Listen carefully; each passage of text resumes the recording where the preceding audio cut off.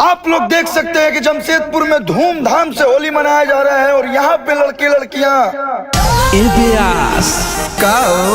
एगो तारा खातिर ताजा न्यूज लेके आई बनी। कौन न्यूज है रे?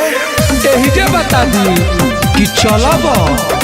चल चल चल ए भैया के मारवा। अरे छोड़ चल आईफोन बा।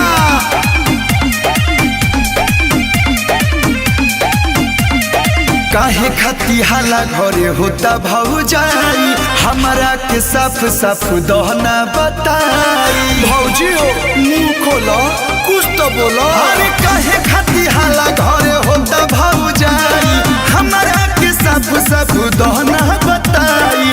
लीना होई माइक जो दिल में बापोली। साफ सुथरा बात बताओ, एक सेकंड साफ सुथरा बात बताओ कि तू पति के साथ रहबू कि देवर के साथ रहबू? हम देवर साथ से रहें।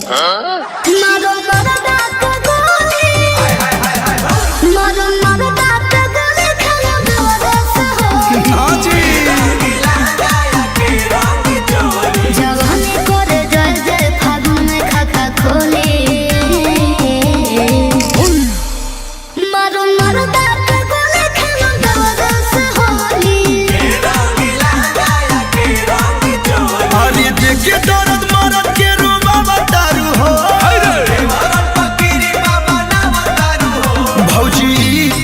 फगुआ खेलावा तारू हो।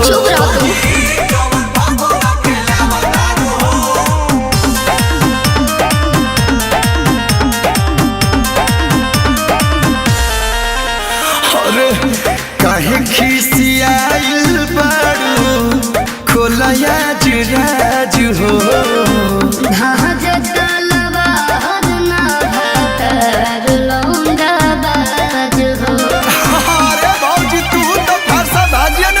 सारा मीडिया समाज की आवाज के उठाई। जवानी पर शादी में गाँव भर बटाई। बारू खतरनाक बाकी बोनो तारू भोली। तारा कोनो दिक्कत बा कोनो परेशानी बा फिर से पूछो तनी के करा पर रहब? हम देवर साथ से रहें। ना मनबू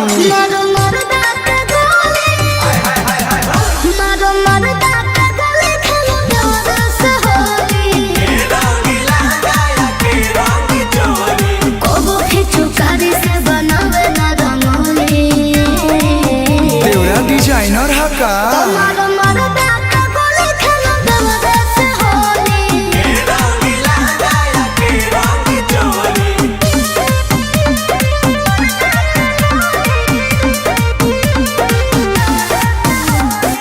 Music by Arya Sharma।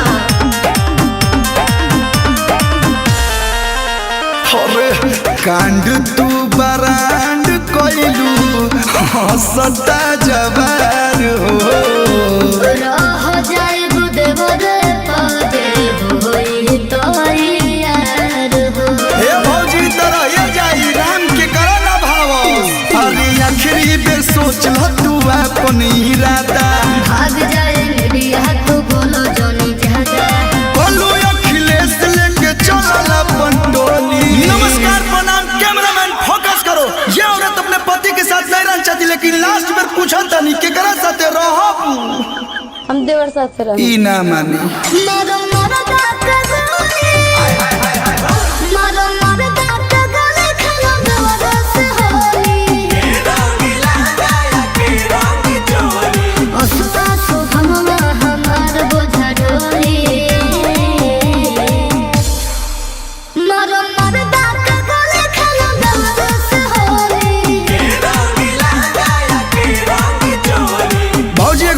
बा। बोली भर होली देवर साथे रह जा लेकिन 11 महीना मरद साथे रह। मरद के मत छोड़ा।